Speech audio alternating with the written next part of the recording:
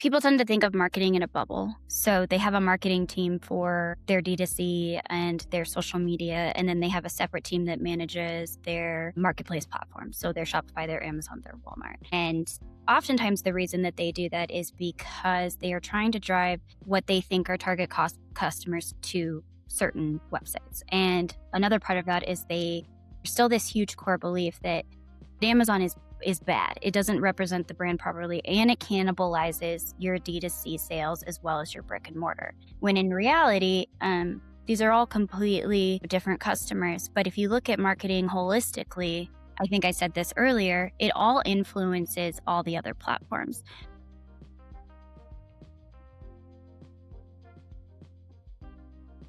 Hey everybody, welcome to Creative That Converts. I'm presented by Social Motion.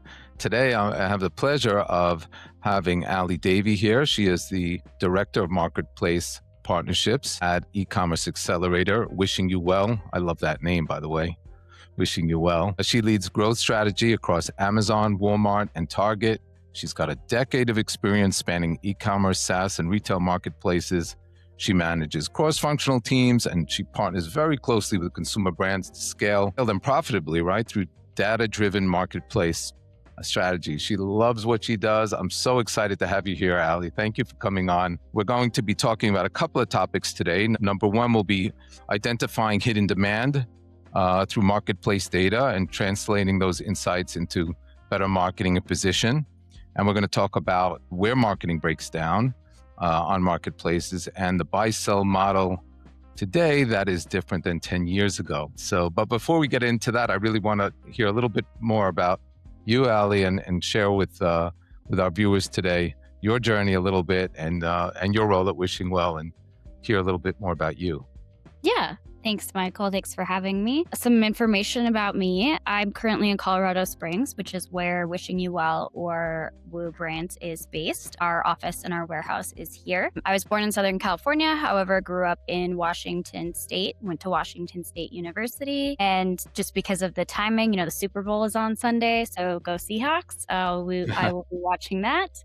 I have been in the marketplace, Amazon, Walmart, back in the day, Alibaba space since my early 20s. So for about almost 12 to 15 years now, and have really come to understand how the market has changed over the last 15 years. There's been a lot of changes, and it's definitely more difficult than it used to be. And it's very different from retail and direct-to-consumer websites. Wow, that's interesting. And you've been with Wishing You Well for how long?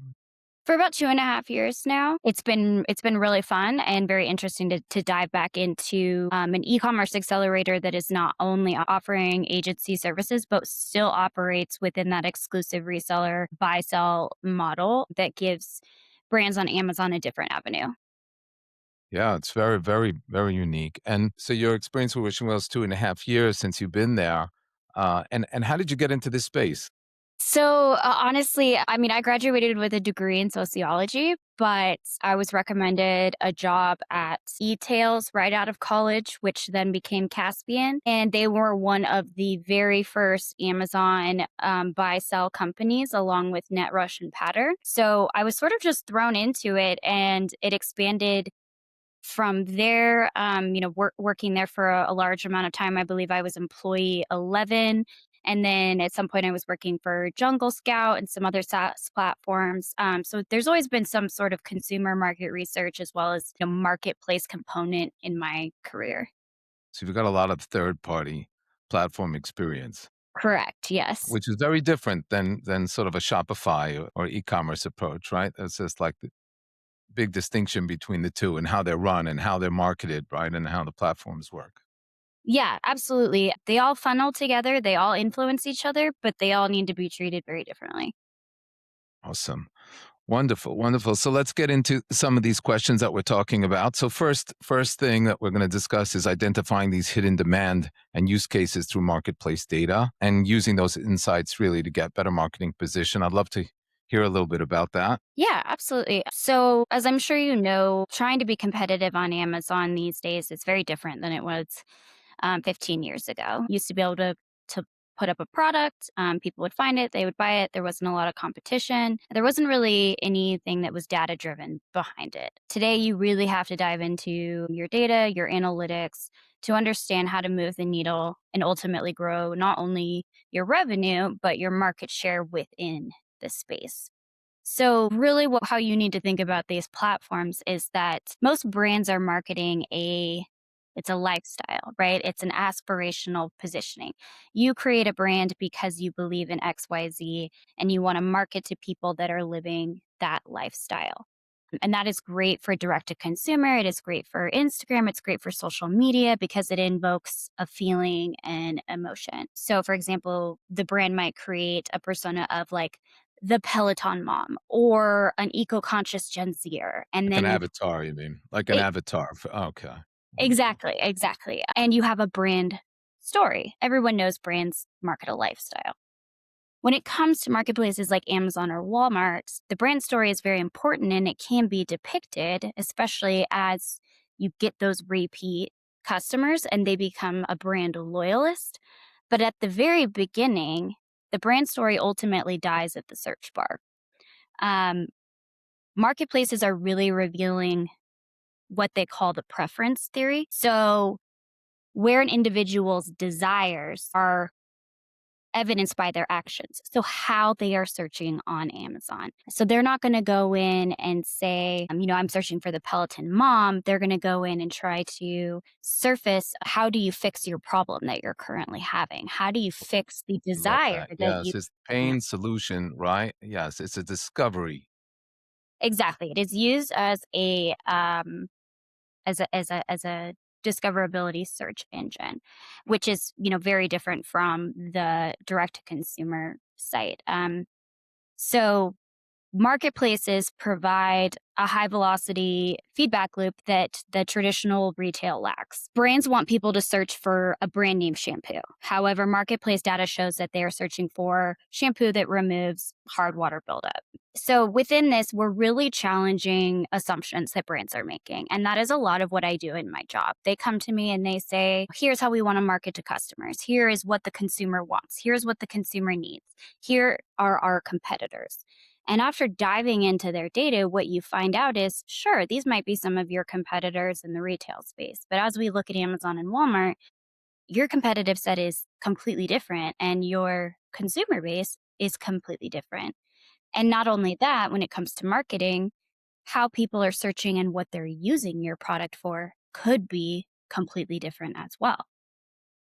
I love this. I absolutely love this thinking. And it shows you that the shift that you have to have on marketplaces is so different from a direct e-commerce mindset, or as you said before, so it's an aspirational brand, unless we're talking about fashion, which is I don't think we're going there, right? We're really, I think, more in consumer products. At least my background's more in CPG, and I so understand that sort of search intent and how people search, right? And how that search intent works and how they discover new brands is so much in line with what you're talking about. And I think in speaking to probably over 450 different brands since we launched our company, and we're on the creative side, you're so on the money. There is a very big gap between what they really understand from their marketing perspective as traditional branding and positioning and avatars, and then those third party marketplaces. So this is fascinating to hear. So I think that viewers today are going to learn a lot about that distinction from you, and that's wonderful. Yeah, and this is where we come in to help close those gaps is to give you an example, I was speaking with a very well-known earbud headphone company, but their main market and their main use case is being OSHA compliant. On Amazon, that's not really the market for people. It's very rare people are going to go in and type in OSHA compliant headphones, and you can see it from the search volume. So they really wanted to grow, of course, increase their market presence and their revenue. But what we ended up having to do is to increase visibility. What we do is we look at shoulder keywords. So how else are people searching for your product?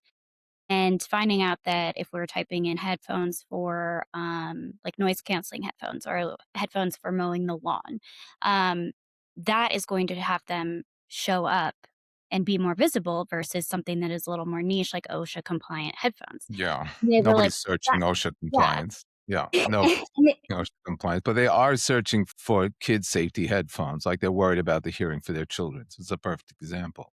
Absolutely. And it's where this brand was so hesitant to change any of that because they were like, no, that's not what our product is intended for.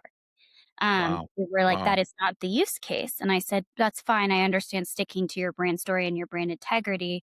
But if you want to treat Amazon as a growth channel, here are the shifts that you have to make. Excellent, excellent. And I think the issue is when you speak with a big brand, sometimes they think, and if they're dominating in the market, they never own all of the market. There are always new people to discover your brand, and they get locked into this idea like, I control the market, I control the narrative, and it doesn't work like that. And they don't understand that people to discover you are not coming in the same doorway that you're opening, and they're stuck with one door and they need others. And that's really what you're talking about, right? In a sense, Allie? Yeah. I mean, you hit the nail on the head. You'll probably be able to infer who I'm talking about just from the description I'll give you. And this goes back to my consumer and market research days, but this is one of the most famous case studies, and you can find all the information out there and actually see the shift that they made. But they came to us to really understand what consumers were using their product for. And they said, well, we know that our target audience is mom and sick kids. We went in, did our analysis, looked at it, and we actually found out that within the last, 4 to 5 years, their target audience had shifted from mom and sick kids to college kids and adults that were looking for hydration. Really, the search term was hangover cures. Wow. And Wow. instead of Wow. them saying, no, we're just going to continue to focus on our target market, they leaned into it. They created new advertising, new videos showcasing adults drinking it, not looking so healthy. So they didn't relaunch the product. They just changed and showed that it surfaced a brand new use case. Sure, it's still super effective for moms and sick kids and parents. That's great. But now you have this whole new audience of college kids, people that, Did they keep both, Allie? Did they keep both campaigns simultaneously and then opened up these new avatars and these new campaigns as well? yeah, they didn't just replace one with the other. They embraced both. And one of the commercials that they came out with, it was really funny. It shows a dad drinking the product and the child coming up and saying, "Hey, that's mine. That's meant for me." And so they enveloped both. How do you handle the pushback from clients, Allie, when you come in with these ideas? Because they always kind of feel like, I know my brand, I understand my customer, and now you're coming and you've got this pushback from the client. How do you manage that? Wish you well. It does go both ways. This brand, they embraced it. They saw an opportunity. They were very open-minded. When they're not, it is always making sure you're validating, and I don't mean that in a condescending way. I am very loyal to many brands because of what they stand for and the brand story that they have behind it and what they believe in it, and that's important. But it's a reframing and it's a shift of here is actual concrete data. I'm not telling you this for fun. Here's what we're actually seeing. And it's more about framing it as the cost of inaction. Here is what happens if you continue to travel down this road versus if you make these small adjustments and let's see how the brand can transform. So you do have to push back and Give them the data. give them data Give and them the data. show, show them case studies, show them success stories. It's really telling telling a story. It's being able to take that data and put it into a story that they can relate to and a real world situation instead of just spewing analytics at them. And do you look at those analytics directly yourself, or are people on your team looking at that and sharing that with you?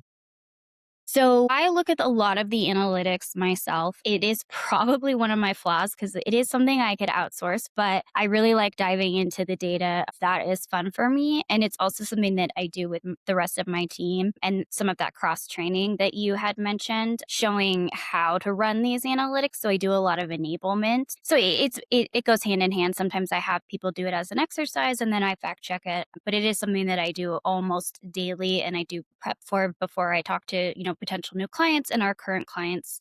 Um, so yeah. So if you had, like for our viewers today, if somebody wanted to sort of do this themselves, like to get these insights, would you share a way to like kind of walk through like, okay, here's what you should do. Step one, two, and three. Here's what I would do. If I was your friend, I came to you and said, can you help me out? I've got this joint supplement and I'm bringing it on to Amazon or I'm selling it there already, but I don't really understand. I know my customer on e-commerce, but I don't really understand marketplaces. Um, Mhm. Maybe you could walk us through just the kind of step one, step two, step three. Absolutely. That gets a little tricky because we do have our own proprietary software that we use to pull this data. I know there are a lot of other third-party softwares out there that I could recommend that people could use, such as Jungle Scout, Helium 10, using your own Seller Central data, which really is a combination of what I'm doing is I'm using our software, but then I'm also fact checking it against a Seller Central or the Walmart Seller Central, and that is giving us the concrete data. Whereas, as good as our proprietary software is, it really is just directional. It's used to identify trends and be directional.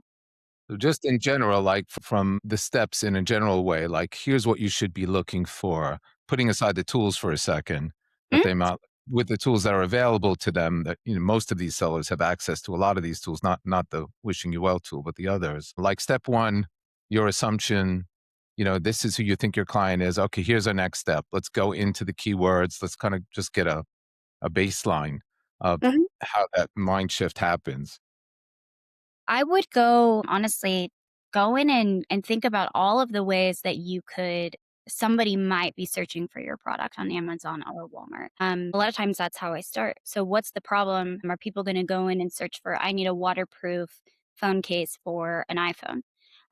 What are all the ways that you think somebody could be searching for your product and see who your competitors are? So see the brands that pop up, see where your brand is showing up, if they are showing up at all, and where they're showing up on those first pages. So really looking at the relevancy. And then you can compare that to going in and doing more of a branded search. So I would do that second. So type in your actual brand name, see what pops up, see who your direct competitors are. That's showing who's bidding against you and taking that information to understand what the correlation is. And then third, do what essentially the brand, what its intended market use is. So, what is your brand story? Type in, Peloton mom, your audience, we created, a Nalgene water bottle or whatever it might be.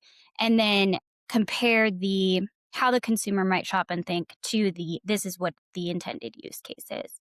And from that, you can start to get an idea of who your competitive set is, not only at the brand level, but at the product level. And that can really help you to understand the different ways that people are thinking. Great, great. That's very helpful. So, kind of step by step walking through and understanding the problems, the solutions, the intent, the ways people are coming in to discover products, or if they're looking directly outside a brand, right? Obviously, a brand search is very specific, but in terms of intent, it's really like fishing that out. And as you said before, as you said about the hydration products, kind of like, oh, wow, epiphany, right? People are actually searching for this completely different. There's a whole other audience out there. I think that's kind of a mind bending in some ways, right? Like there's a whole market out there that's using your product and you're totally don't even know that they're using the products for that purpose. And marketplaces, as you said, kind of accelerate that because there's so much data coming into something like Amazon, right? It's like one Yes. collective point of, and that's why DSP in a sense is so powerful, right? Because it's so first party data.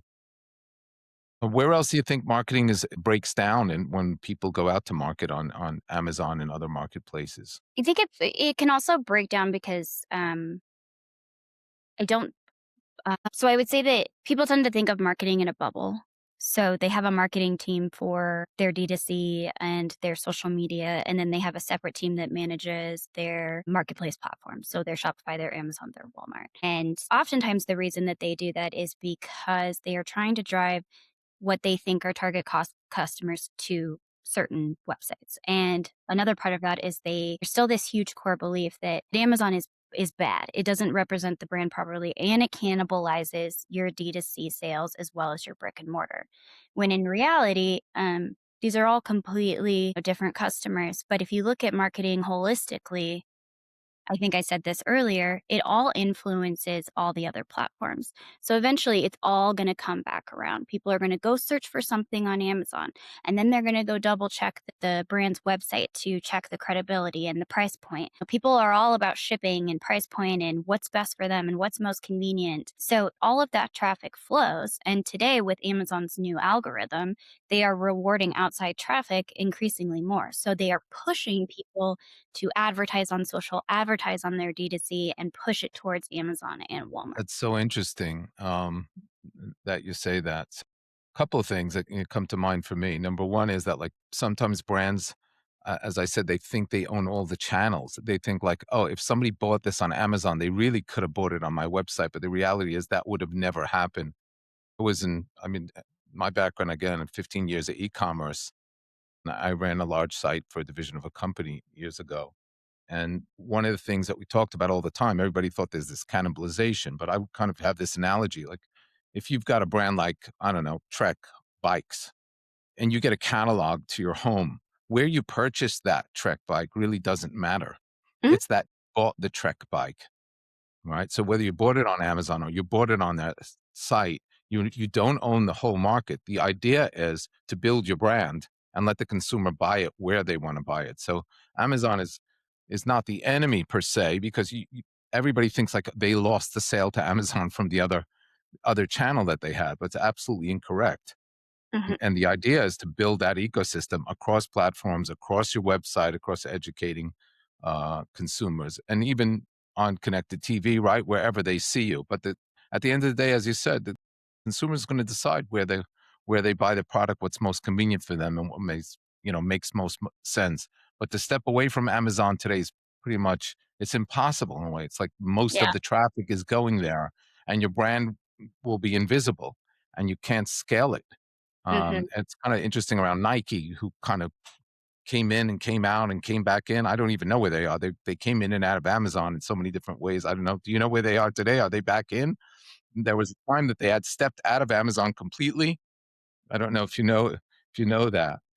I don't. I'm not up to date on that. To my it so that it's a very interesting that you bring that up because in my earlier years, I was focused on really on an Amazon category. So I was in charge of sports and outdoors as well as home health and beauty and targeting those brands. And what I found, 10 years ago is you have these very well-known high name brands like North Face, Birkenstock, you said Nike, and to them, Amazon was a four-letter word, and that pitch was basically impossible. And yes, they are large enough companies that do they need Amazon? Probably not. Are they missing out on sales? Probably. But then the pitch shifts from, okay, it's not a growth revenue channel for you. Your products are on Amazon whether or not you want them to be. That's another And issue. are they actual products? Are they current SKUs? Are they outdated? Are they counterfeit? So it becomes less of a growth channel and more of a control the narrative, control your image channel, as well as a convenience. So some of those larger brands, yes, they're choosing to ignore Amazon because they can afford to do that, and they're mostly worried about the brand image. But that's why it's so important to make sure you have that consistency across all channels and you have that credibility across all of your channels and your pricing is consistent across all of your channels. I mean, that's what I dealt with, a lot of pricing issues, and if you didn't control pricing to some degree and have some control out of the gate, that was a major problem. Mhm.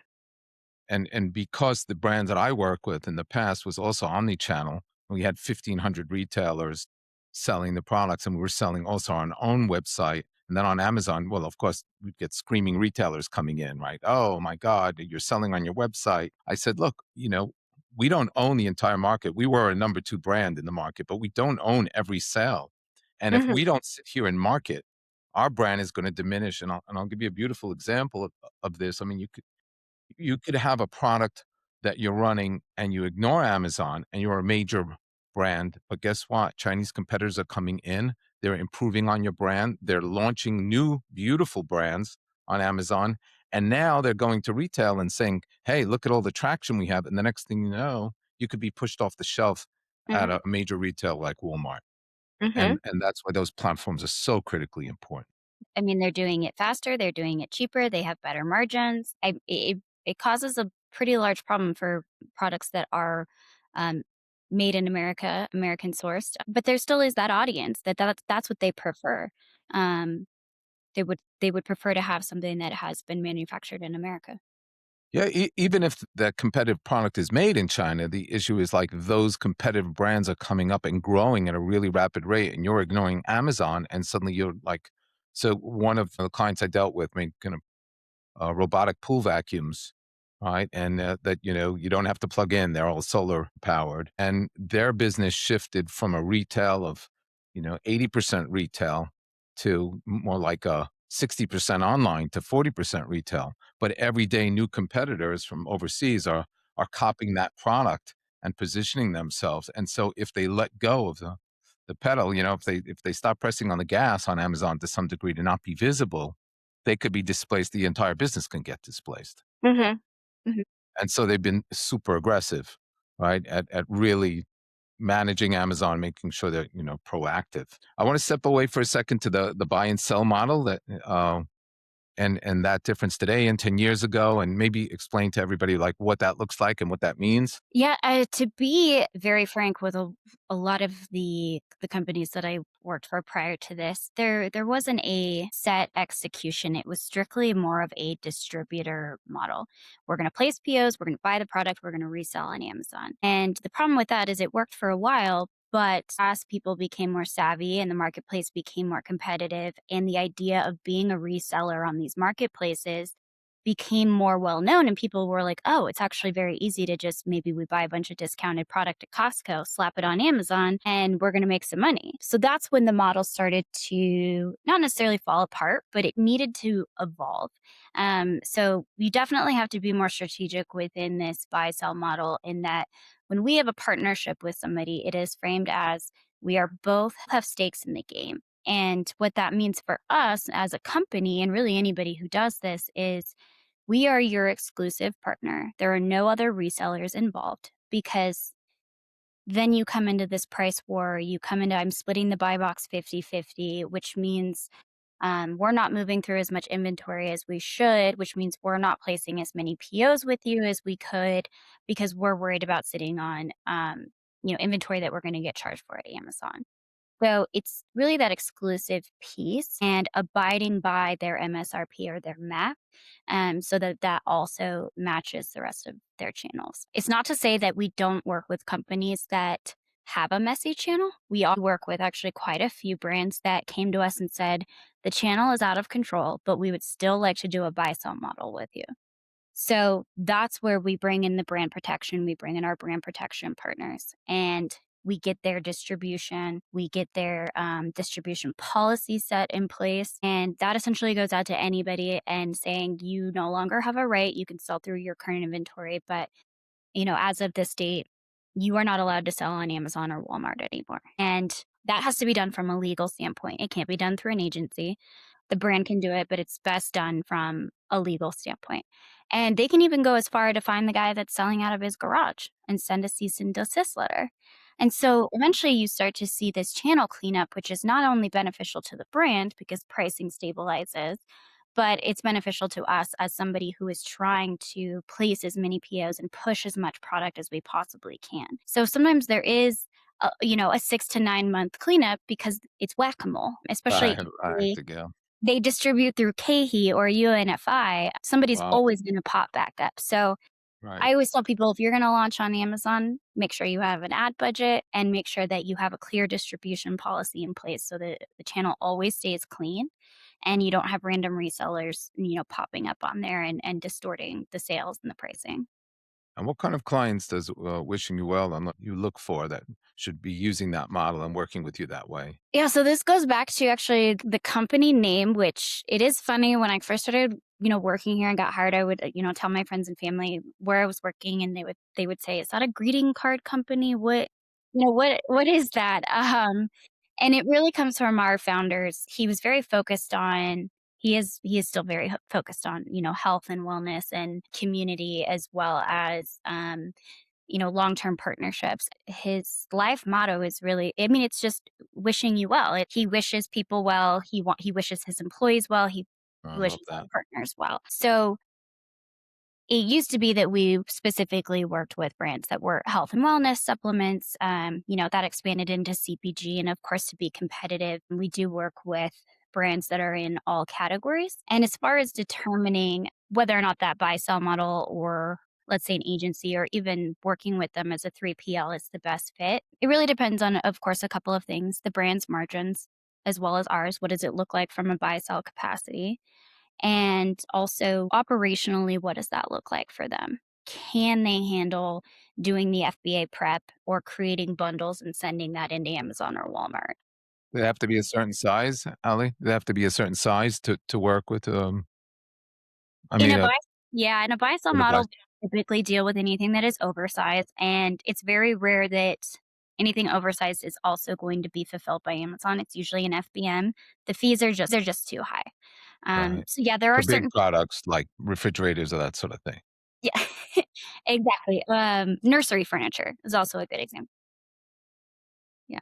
Big items. And what about the size of the companies? I mean, do they have to be doing a certain amount of sales for you even to consider taking them on? And like, what's the criteria when they come in?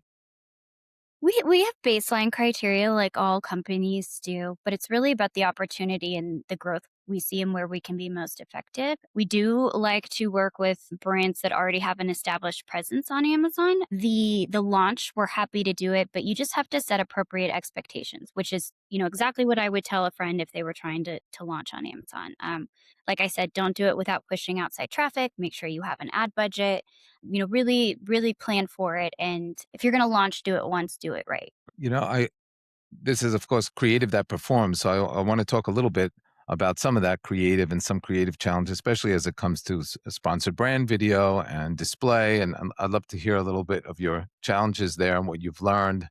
And I think what's interesting, I bring this back to like search intent because I know a lot of our focus is really creating much more variation and treating Amazon much more like Meta is, right? Like it seems to be a little bit behind in a sense in testing when it comes to video and creative. Love to hear a little bit about your experiences there. Wish you well with your clients and how they use video and the challenges and what's hard and how you go about it. Video is extremely powerful. And, Amazon does like for you to have video in your listings and especially on your brand store. It also is dependent on the product, especially if there's a certain function or you are trying to get specifically how it is used across to a consumer. We do make and create videos in our creative department for our brands. What we usually do is work with their existing assets if they have them, because that showcases what they have worked on in their brand story and their brand image. Our team is very good at going in and making these Amazon friendly, Amazon compliant, as well as them being really engineered for how people shop and look on Amazon. And when I say that, you have about 3 seconds to capture first interest, and that's generally from them going and hovering over the first 3 images. So if you're not conveying what the product does and why they need it and why you are different in 3 seconds, they might move on to something else. They might not hit, add to cart. So I do think that videos, I think they're the most impactful. They can be on your brand page, but your PDP is where everybody goes and where the most traffic lives. So those first 3 images are crucial. And what about sponsored brand video now, sponsored product, sort of A/B testing? Do you guys do any of that? We always A/B test. To be honest, I would I'd have to defer to my advertising team No, on. that's okay. These are just questions I'm asking that we're seeing in the marketing trends. No worries. No Yeah, but worries I at mean, all. in terms of A/B testing, absolutely. Amazon is not a set it and forget it. It's a we're going to make our updates, we're going to change our keywords, and then in 3 months we're going to pressure test that against what we're actually seeing and tweak if necessary. And is there anything new coming up in the pipeline at Wishing Well? Are there new things that are going on that you want to share? Yeah, I mean, always lots of new things going on here. We have a few prospective clients that are coming to visit us and coming to check out our office is about a year old, so it's new. It's really beautiful, and then check out the warehouse, which is quite it's much larger than our other one. So it's always fun to have these prospective clients in house. They get to meet everybody, get a feel for the facilities. And of course, it's, trade show conference season. So I'm about to be everywhere all at once. And, I love that finding new brands and really meeting new people. And I have people that I still connect with and try to meet up with from, 10 years ago, whether or not we Wow. What together. shows do you attend? So we usually do, Prosper. We do Etail West. Expo West is the big one coming up next, and then there, ABC Kids, Toy Fair. So quite a few. I mean, it's my busy season for traveling. Well, I'll tell you, it's great chatting with you today. You brought a lot to the program, and we really appreciate you coming on. And we wish you continued success too. Yeah. No, this was really fun. It's great to chat about it, and I love the opportunity.